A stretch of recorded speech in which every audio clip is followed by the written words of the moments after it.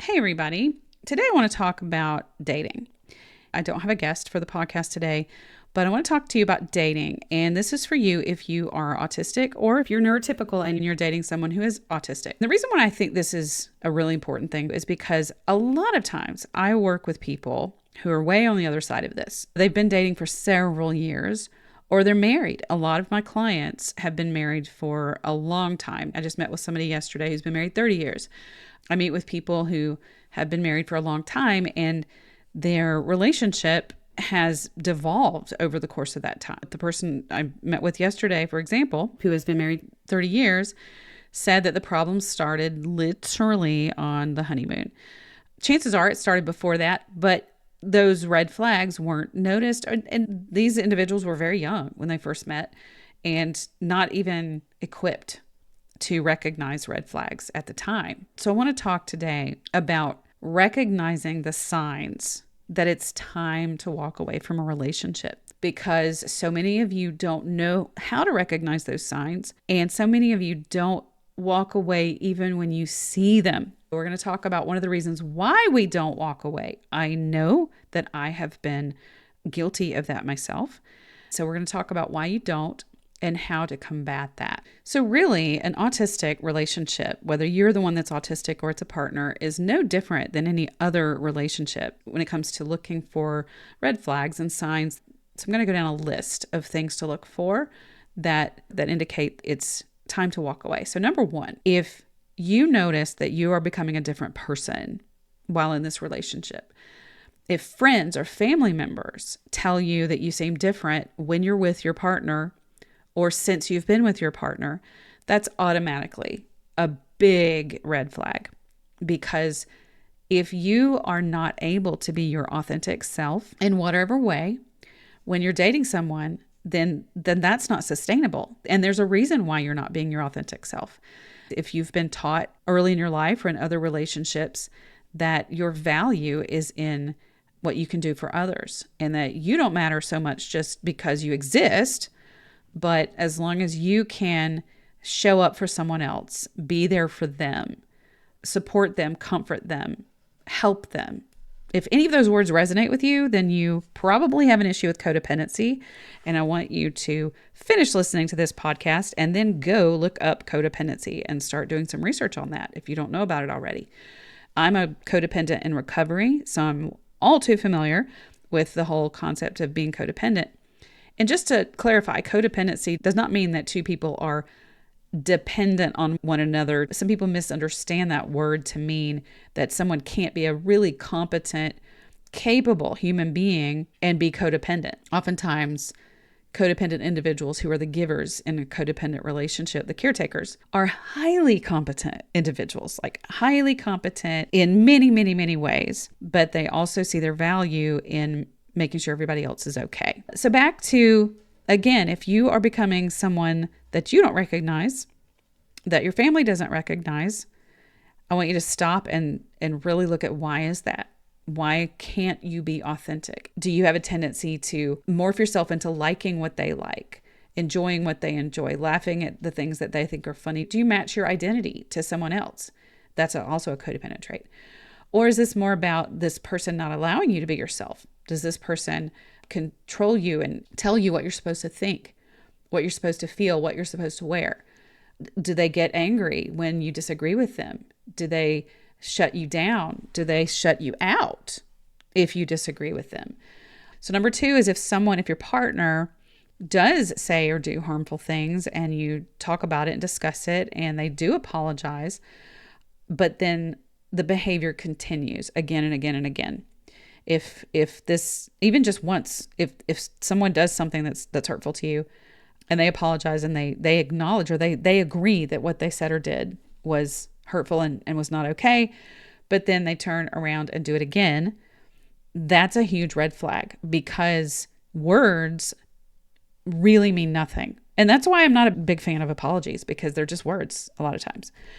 Behavior is what tells you when someone's being authentic. Now, sometimes changing a behavior can take some time and practice, especially if the behavior is not intentional. If there was no intent to harm, because they don't recognize how their behavior might be impacting you, but you make them aware of it, and they're like, oh gosh, I really didn't realize that. I see that now.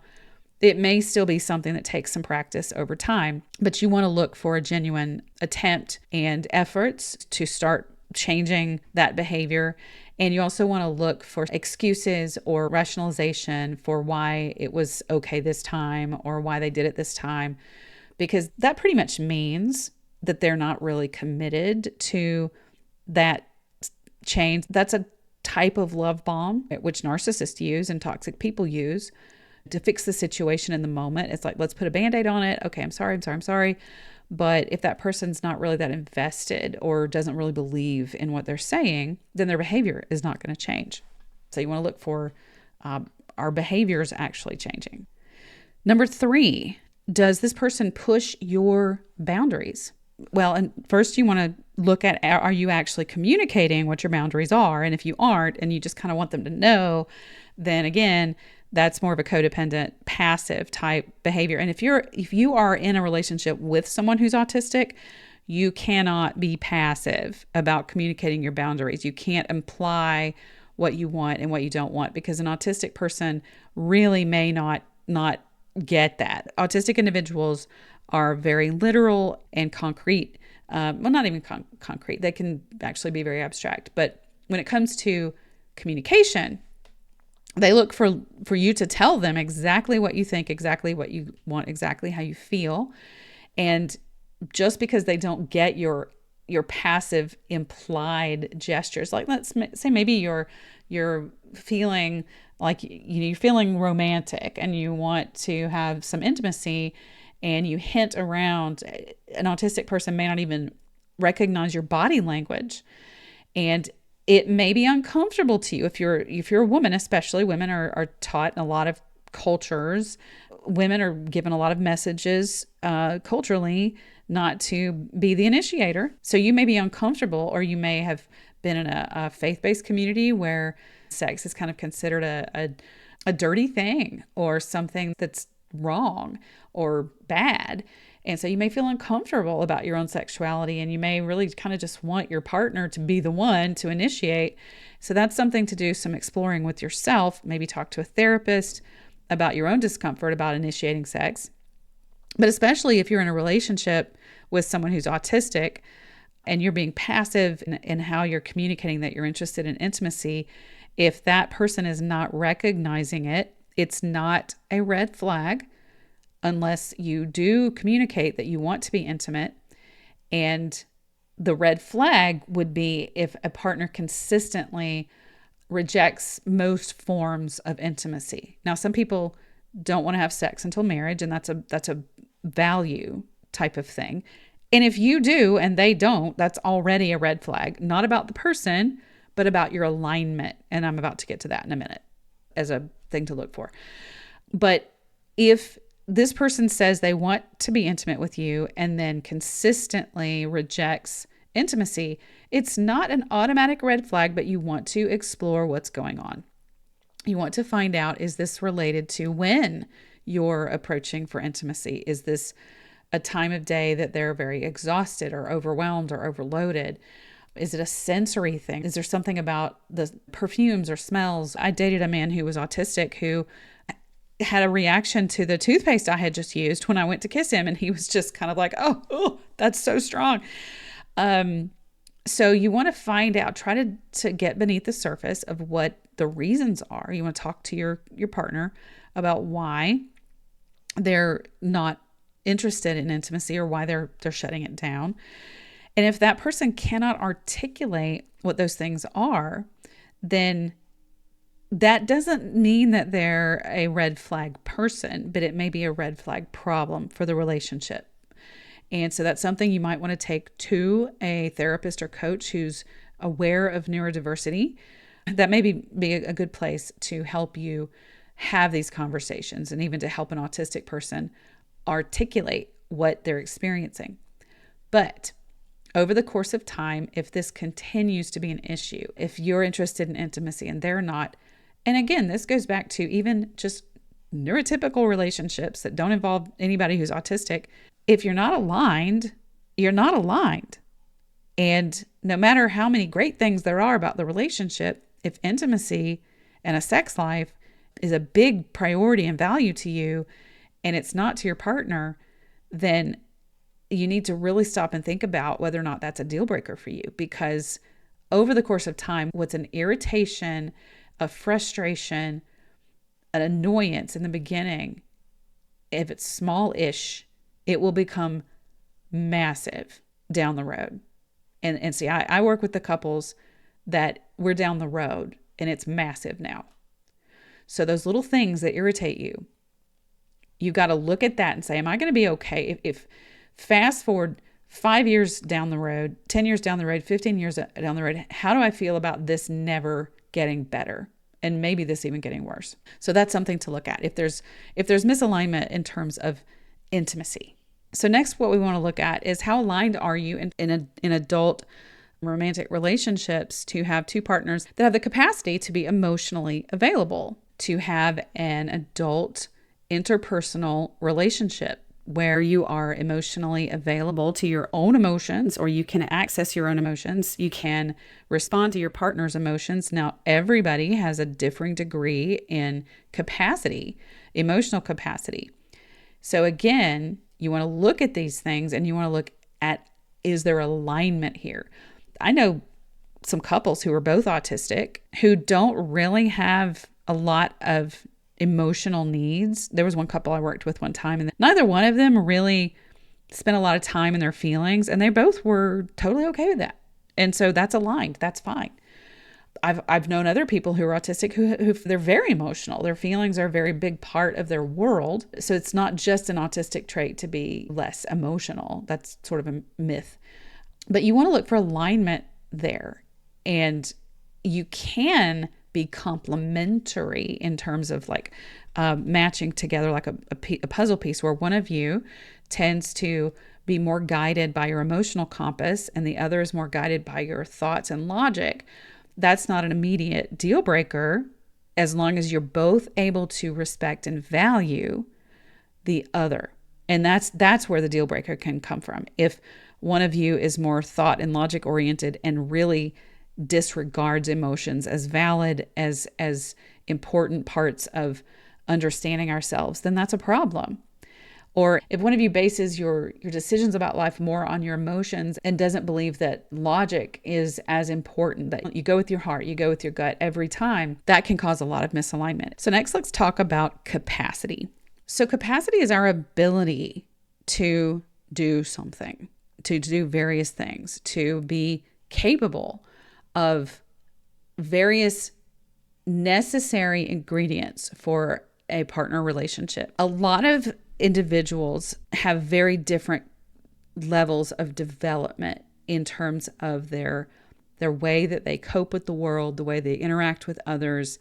I do see it a fair amount in autism, especially autistic men, not as much autistic women, but I see that interpersonal relationship development gets stunted around the adolescent years. So frequently I meet with partners and they'll tell me, I feel like I'm a parent. I feel like I have an extra child. And the more we talk about it, it becomes pretty obvious that their partner is still living life like a teenager would. And when I start talking about how a teenager respond to criticism, they perceive that their partner is angry with them. Do they respond the way a teenager would when they get in trouble? Sometimes this contributes to the lying that you see in autistic neurotypical relationships, because teenagers lie to get out of trouble, or lie to avoid getting into trouble. At that stage of development, there's not yet this idea, this understanding that when I lie, I can really damage this trust and this relationship. That's part of what happens during the adolescent years. We start to really understand and comprehend the impact of our behavior on others, the impact of our actions and words on the quality of our relationships with others.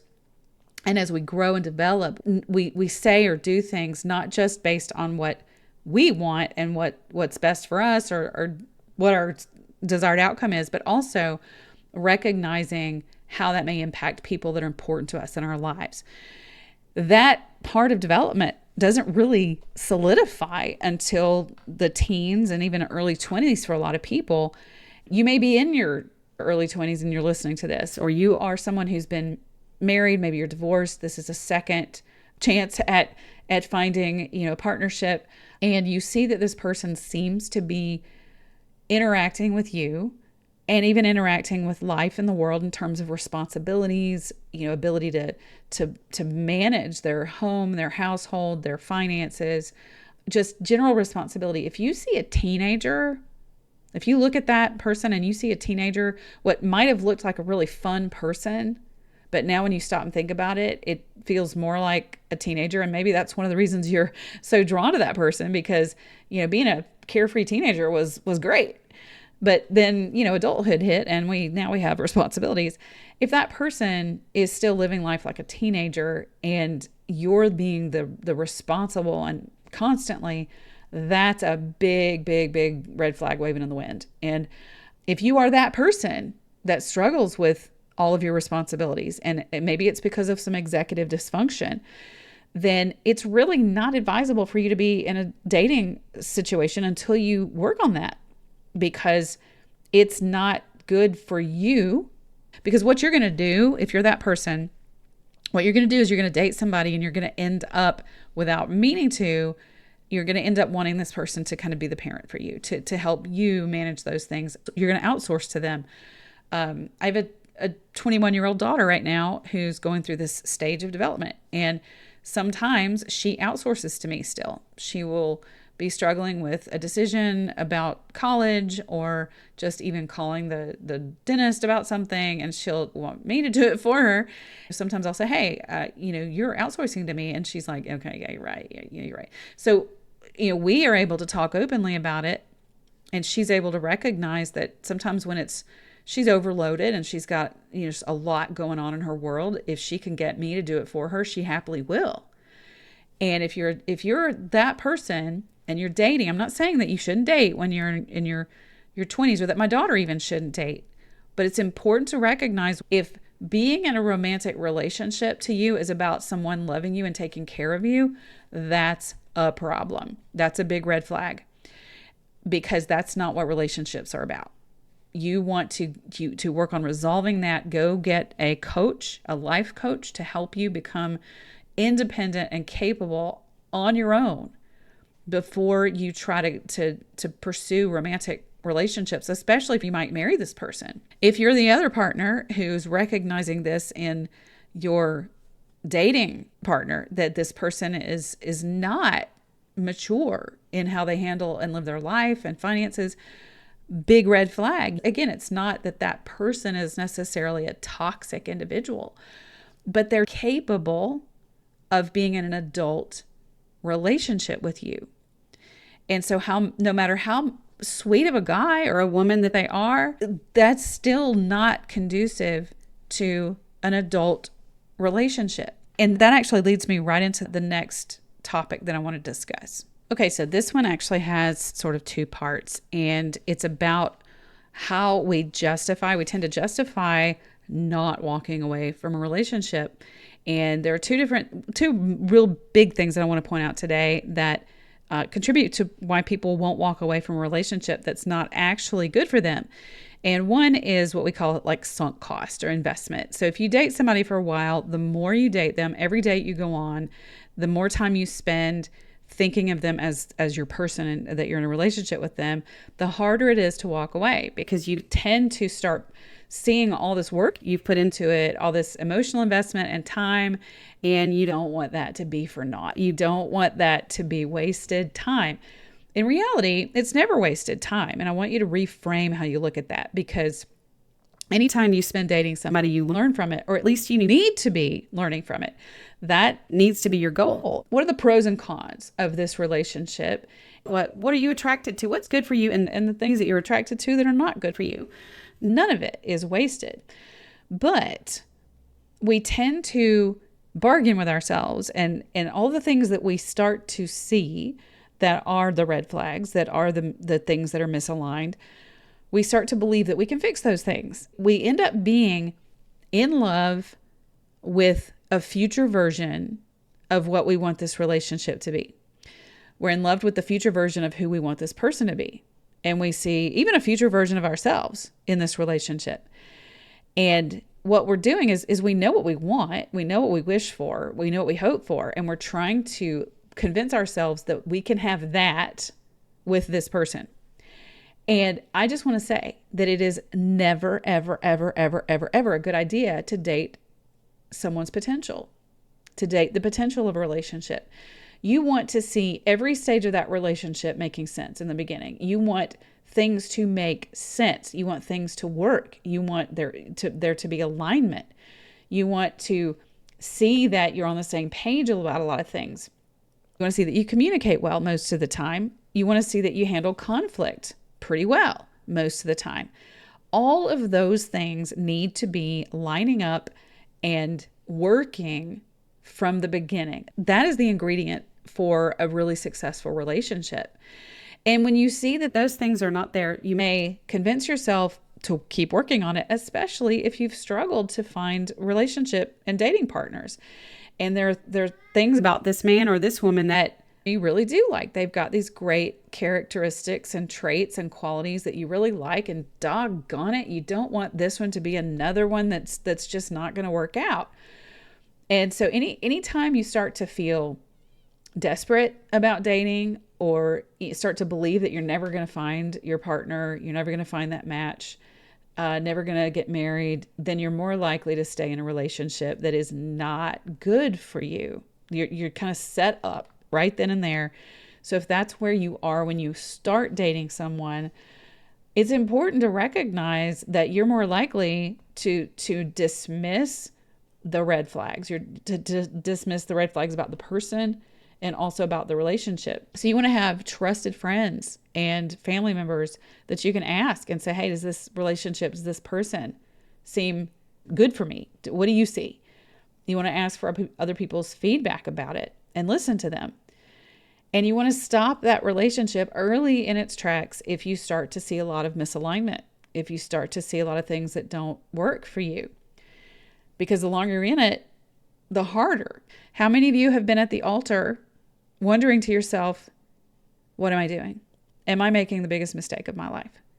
Now, that's not to say that cold feet aren't somewhat normal, but there's a difference between, oh my gosh, this is such a big decision, oh my gosh, to recognizing that there's a lot that's not right with the relationship and just hoping on a wing and a prayer, or maybe faith, that it'll all work out.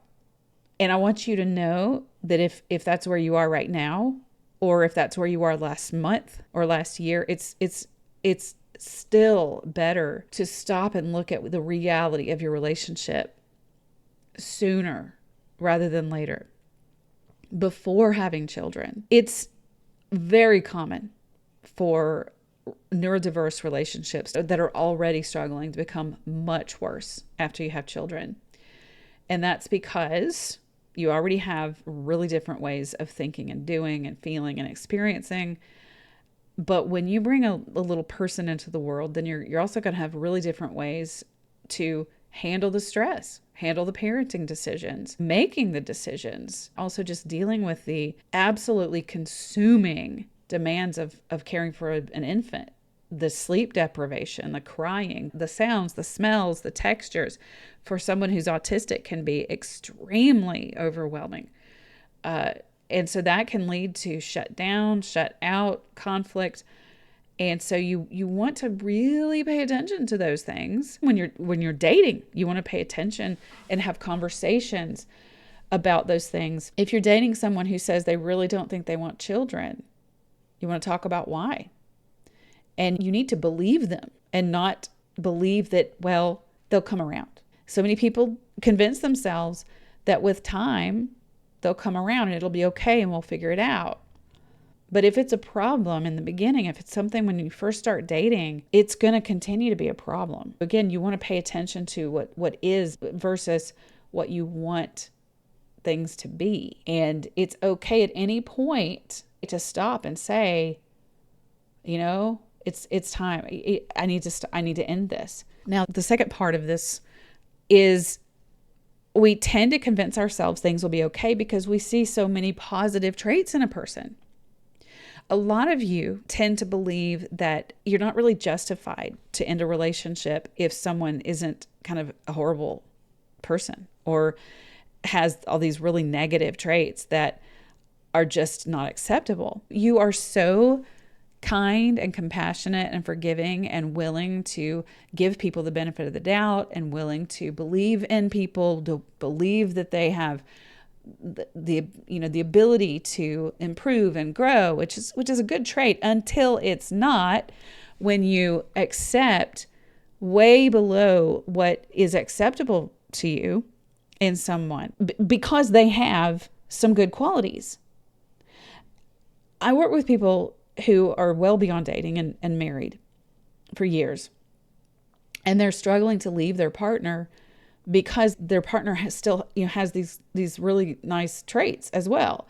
There's these really great things about them, yet they're also violently abusive at times or controlling the money. But because they have these positive traits, my clients struggle to realize that they need to leave. They need to get out of this really devastating, destructive relationship. So many of them have said to me, I wish I had seen this or listened to my own gut, my own intuition when we were dating. And now sometimes it is too hard to see something that's right in front of you, but you need to be looking for it. A lot of people are not looking for it, and they just kind of move along through a relationship, the dating process, and just take one step after the next step after the next step without really stopping assessing, is this relationship healthy for me? Can I make a life with this person? Do I trust this person with my life? If I were to get a life-threatening illness, do I trust this person to meet my needs, take care of me, make sure I'm okay? In a crisis, can I depend on this person to make sure my children are safe and to make safe decisions about my children? Just because someone has some really great traits, really likable, really kind, really smart, lots of great traits, does not mean that they're aligned to be a partner with you. You want to look at other things too. Don't just make your decision based on those positive traits. The reason to move forward in a relationship is the absence of negative traits, not the presence of positive traits. Because the negative traits are the ones that are going to break you. You want to have the absence of those negative traits and characteristics about a person and about the relationship. That's more of a predictor of whether or not your relationship can last than whether or not somebody has some positive traits. Okay, folks, I can talk about this for ages, but I'm going to stop there because I think I've hopefully given you plenty to think about. And if you are way down the road, way past dating, and so this may not apply to you, but if you have children that are going to be dating eventually, I want you to really take this information and teach your children. Teach your children how to date, how to know what to look for. Teach them how to make wise choices for themselves and their own relationships to set them up for success. So thanks for listening, and be sure and follow the podcast and drop me a review if this information has been helpful to you. Take care, folks.